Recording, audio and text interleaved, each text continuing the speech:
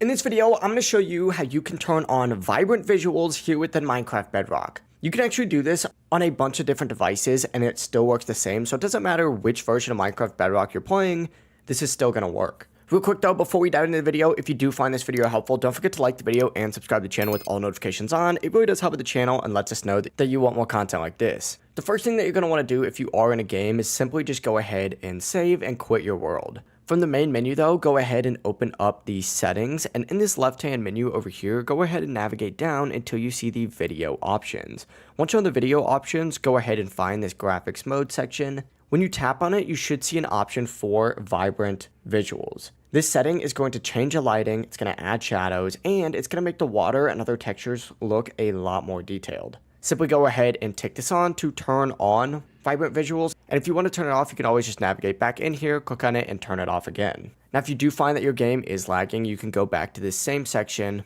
go back to the graphics mode as well, and put on performance or just simple and fancy if you'd rather keep it on that. But yeah, it really is as simple as that. If you guys have any questions, don't hesitate to ask us down in the comment section below. And before you leave this video, make sure to like the video and subscribe to the channel. We'd greatly appreciate it. Have a great rest of your day. Peace.